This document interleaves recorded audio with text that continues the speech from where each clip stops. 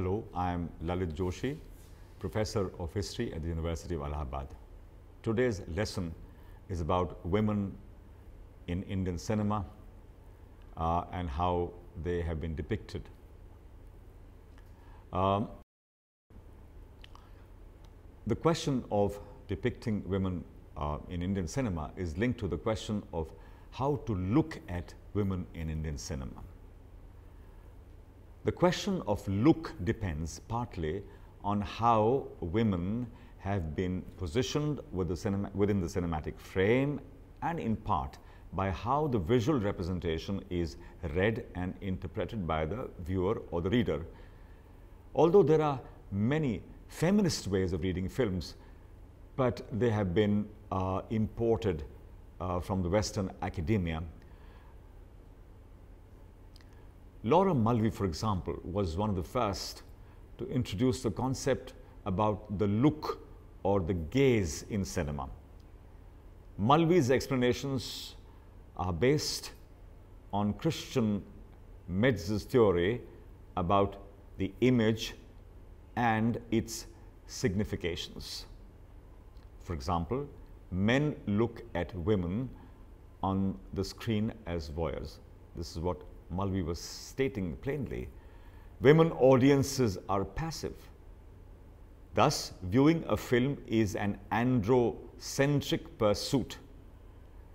However, critics of Mulvey have argued that she created a stereotype of active male and passive female audiences. In the context of Indian cinema, what also plays a dominant role is the caste and class of the woman character in the story. Now, this could also determine how audiences would look at her. Film scholars, therefore, introduced the term darshana to denote and explain the act of gazing. The camera cannot be viewed simplistically as a tool of voyeurism, it was argued, but as a device that simply framed the gaze in a field of divine darshana.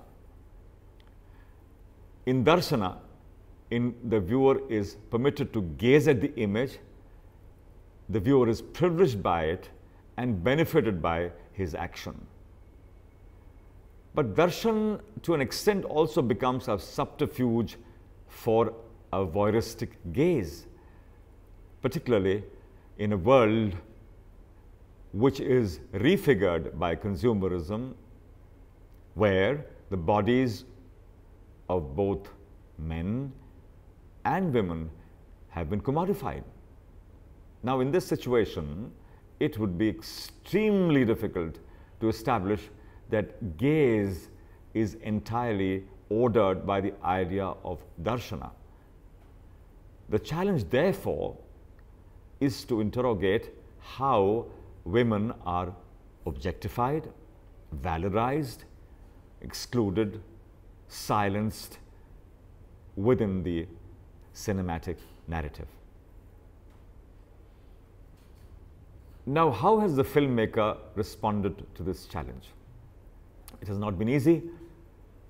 Therefore, some filmmakers have been able to mobilize and legitimize the voyeuristic male gaze in extremely creative ways, so that cinema does not become an embarrassment either for the nation state or for the civil society or for women audiences at large. Let us look more closely at the entire act of looking in the context of Indian cinema. Now, what does looking involve? Number one, how men inside the cinematic frame look at women inside the frame. How women inside the cinematic frame look at men inside the frame. How men among the audience look at male actors on the screen. How men among the audience look at women actors on the screen. Also, how women among the audience look at women actors, and how women among the audience look at male actors on the screen. In other words, the gaze is a complex phenomena that has to be analyzed in its barest details.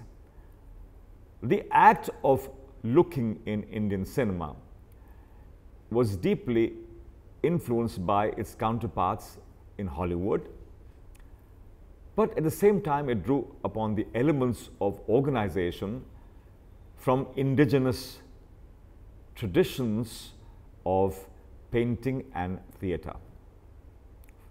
For example, in the 20th century, the Mughal styles of painting, the Rajput styles of painting, the Tanjore style of painting, the Madhubani styles, the Kalighat style, the Bazaar style of painting, the Odia styles of painting were all available, and filmmakers liberally borrowed nuances from each style and established new traditions which can be called as colonial modern. Like painting, cinema also is an assimilative art. So it was easy to borrow and absorb styles from other art forms, from performing arts, visual arts, and the entire artistic tradition that was available in the country at that time. Therefore, the act of looking has to be redefined and re-examined. Film scholar Chidanand Dasgupta calls the Indian filmmaking style as the Phalke Varma style, obviously named after filmmaker Dadasaheb Phalke and the painter Raja Ravi Varma. According to Dasgupta, subjectivity within the cinematic narrative was constituted by framing the image in a frontal manner, just like it was done in the tableau traditions of painting. Now, it is difficult to agree with Dasgupta entirely, because if we agree with him, it means by doing thus, Indian filmmakers were simply trying to freeze the image on the screen, and this was really not what the Indian filmmaker was trying to do. In fact, the image was a dynamic image, it was a moving image, and the question of freezing it did not really was the aim of the filmmaker. Indian cinema was born at a time when the anti-colonial movement had entered a radical phase. So like their counterparts in painting, theatre, music, and literary production, filmmakers were in search of an identity. Dadasaheb Phalke, for example, proposed the idea of a Swadeshi film. In an interview to the Marathi magazine Navyug in 1913, he proclaimed that a film with indigenous capital, cast, crew, story would be made and called as a Swadeshi film for the benefit of the Indian audiences. So this was his idea of the Swadeshi film. Also, in the initial stages of filmmaking, the search for Swadeshi ended with turning stories from the Puranas into screen adaptations. One reason for this was that the Puranic stories were already in circulation and had captive audiences a priori. The result was the making of films like Shri Krishna Janma, Kaliya Mardan, and Raja Harishchandra 1913 by Dadasaheb Phalke. This brings us to the very important issue of casting women in cinema. During Phalke's time, cinema was not viewed as a respectable profession. Dadasaheb Phalke could not find a woman to play Raja Harishchandra's queen. Thus, Salunke, an ordinary waiter in a roadside tea stall, was asked to play this role. But men mimicking or masquerading as women in cinema was only a temporary phenomenon. And women characters began to be featured in topical films, as they were called, the social films of that time. The topical films of the 20s and the 30s, which included titles like Telephone Girl, 1926, The Educated Wife, 1932, College Girl, 1935, Indira M.A., 1934, and Typist Girl, 1935, as well as Dr. Vidya, 1964. All these films had very powerful and significant women protagonists. Later, Devika Rani, Durga Kote, and Leela Chitnis emerged as prominent actors in Indian cinema. Filmmakers also skillfully evolved a formula which combined erotic signification with pathos. By adding song dance sequences, or by valorizing a virtuous woman and deprecating a fallen woman, sometimes even by incorporating long and gory sequences of rape. For the Indian filmmaker in general, a woman on screen must emblematize chastity and virtue, or in other words, be the perfect symbol of Sita, Radha, Savitri, Meera, but she must also be prepared to bear endless indignity so that an unjust system can be brought to an end and a new moral order can be established. By her sheer moral power, she can achieve all these things. Also, by invoking mythology, Mother Goddess and Shakti, filmmakers can negotiate easily between the sacred on the one hand and the profane on the other, so that the audiences can effectively deal with their day-to-day anxieties. So this is a ploy. There were other ways of doing things. In Indian cinema, modernity has often existed with patriarchy, but this has generally been in a state of conflict. V. Shantaram directed Amar Jyoti in 1936, in which Durga Kote played a dacoit queen. Now, this queen, played by Durga Kote, actually dared to challenge the patriarchal order of that time. Shantaram also made Duniya Na Mane in 1937, in which a young girl married to or about to be married to an elderly widower not only refuses to enter wedlock, but after her marriage mocks her husband. Filled with shame, the widower commits suicide. Ameya Chakravarti's film Girls' School, 1949, is a village drama about a girl called Meena, played by Geeta Bali, who refuses to succumb to an arranged marriage. She establishes a school for girls instead.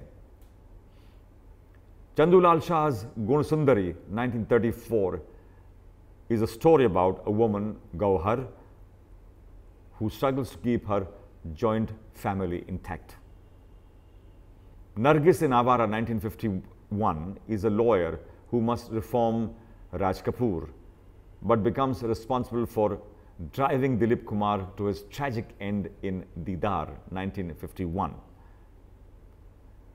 Matrimony between a Dalit girl and a Brahmin boy was not negotiable, Now, this is very clearly seen in films like Achut Kanya, 1936, as well as Sujata in 1957.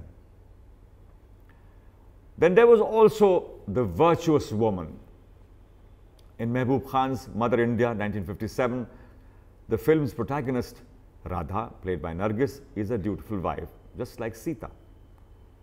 When her husband abandons her and she becomes a victim of the money-lender's lust, she bears the tragedy with a sense of courage and fortitude.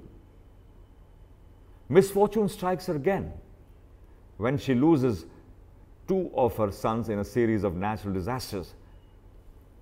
But suddenly, the moral order is threatened, and threatened not by any external agency but by her own son. She performs as a mother goddess, Kali, Durga. She does not hesitate to kill her own son, Birju, when he does not stop stalking a village girl. A different situation is seen in Shyam Benegal's Nishant, 1975, Basu Bhattacharya's Panchvati, 1986, and N. Chandra's Tezab, 1988, where the virtue of a woman is idealized. Female characters in a number of other films like Dahej, 1950, Devi, 1970, Bivi Ho To Aisi, 1988, and Pati Parmeshwar, 1988, play virtuous yet passive and dutiful wives. Filmmakers also drew upon the rasa tradition in refiguring the image of women in films, but they were very careful in investing it both with divine as well as erotic attributes. Why? Because this strategy enabled them to invoke the desired attribute whenever the script demanded. Geet Gata Chal, Mukaddar Ka Sikandar, 1978, Bol Radha Bol, 1992 are examples of how the rasa was used or deployed as the script wanted. The vamp is also again a creation of the filmmaker. Depicted frequently as a cabaret performer, the vamp danced and mingled with men uninhibitedly. In the immediate decades following independence, the vamp could be seen often with Anglo-Indian dancers, luring the protagonists to forbidden domains. Another way of looking at the vamp would be that she was positioned as an object of darshana. The domain of the vamp was the nightclub, the bar. Scenes were composed to facilitate the fixing of the male gaze on her body, while orchestral musicians performed in the background. Films such as Aar Paar, 1953, Shri 420, 1954, and Nau Do Gyara, 1957, Howrah Bridge are full of performances of the vamp. By inventing the vamp, filmmakers could now redirect the voyeuristic gaze to the female anatomy without being accused of statutory blasphemy by the censors. There was yet another method that was resorted to, and this was by relocating the vamp to the kotha. Now this time, the kotha became the habitat of the wife, and the mujra, that is her performance, are things which have been profoundly explored in Indian cinema. Pakiza 1971, Umrao Jan 1981, Sardari Begum 1996, and Devdas 2002 are some films which explore the life of the vamp as a tawaif within a kotha. There was yet another image of the woman created by filmmakers in the 1980s, the character of the avenging woman. And this was done by investing her with miraculous powers, Shakti of the mother goddess, which could be Durga, the Chandi, Kali. In this way was created what Lalita Gopalan, a film scholar, has called as the interlocking narratives of rape and revenge. Thus were born films such as The Zakhmi Aurat, 1983, Aurat Ka Intiqam, 1984, Pratighat, 1987. Now, revenge actually provided to many filmmakers the subterfuge to enter the cinematic scene of rape. There was yet another way in which the woman was positioned within the cinematic diegesis, and this was by highlighting the feudal family. Actually, a couple of decades after independence, the patriarchal joint family in India had begun to reveal signs of crumbling and disintegration. Rapid urbanization attracted skilled and unskilled workers in large numbers to the city. The city had other attractions. Being the symbol of modernity, it offered anonymity to young couples in addition to a new family lifestyle. Filmmakers skillfully used this crisis of the Indian city to their own end. And thus, a new genre of film was invented in India, the feudal family romance. A feudal family settled within the confines of a city. Pardes, 1995, Dilwale Dulhania Le Jayenge, 1995, Hum Saath Saath Hain, 1999, Hum Aapke Hain Kaun, 1995, Ab Laut Chalein, Baghban 2003 and Vivah 2006 are all instances of this new genre of filmmaking called the family feudal romance.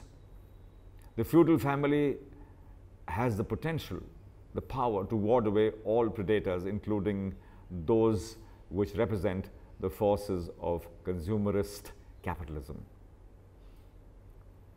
Rape has been another important tool that has been used by filmmakers, a stable element of cinematic narratives in India since the 1940s.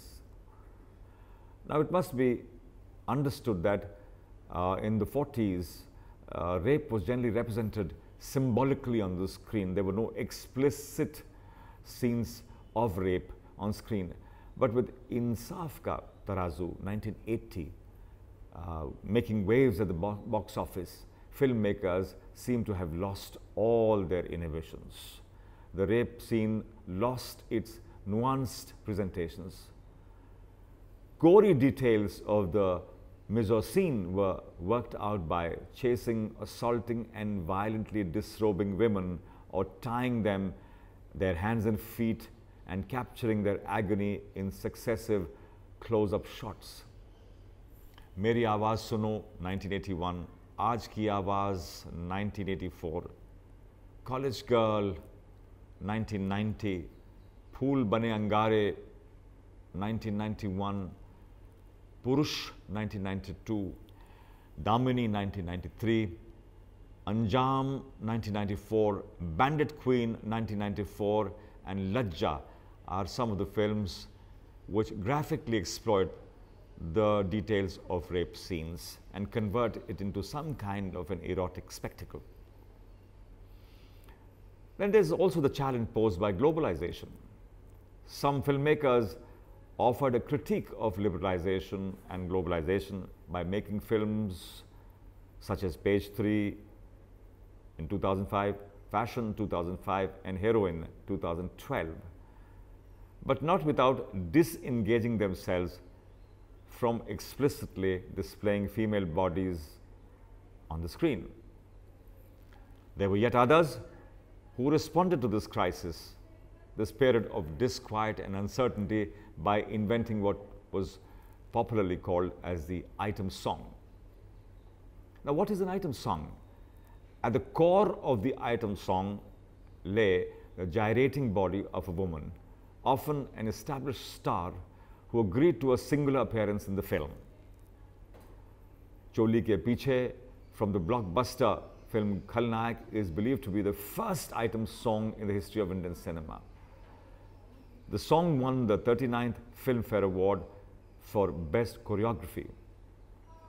And what followed were films such as China Gate, the song called Chamma Chamma, 1998, Fiza, Mehboob Mere, 2000s, Dam, Babuji Zara Dheere, 2003, Kal Ho Na Ho, a song called Mahi Ve, 2004, Dhoom Machale from the film Dhoom in 2004, Bunty Aur Bubbly's song Kachrare, 2005, Guru, Maiya Maiya, 2005, Crazy, Dekhta Hai Tu Kya, 2008. These are all classic instances of the item song. How does the contemporary cinema scenario look like? Indian cinema really looks out of sync with the progress made by the contemporary women's movement and the range of issues it has addressed.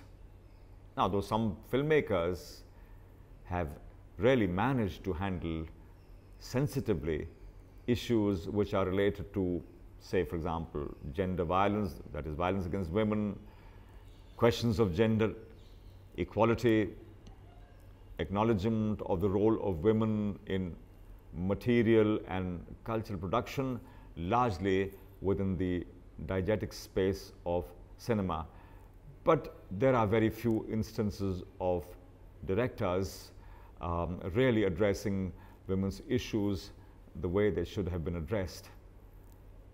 As film budgets keep on growing progressively with time, it is very doubtful if producers, intimidated by the volatility and the pressures of the market, will consider ever committing large sums of money to meet the demands of political correctness. Film industry is largely a male-dominated industry. There are very few names associated with female directors. And so the films that have been made, even by women directors, don't seem to have addressed or readdressed the voyeuristic ways in which audiences view women on the screen. So finally speaking, a new kind of cinema is required. One necessary condition for making of the cinema would be the understanding of the politics of the gaze. Now, this would entail sensitizing directors with the political discourse of gender equality, freedom, and justice. And finally, the telling of stories which draw upon the lived experiences of women, including the autobiographies of women, the stories about women, and the narratives which emanate from women in different parts of the country and in different periods of the history. Thank you.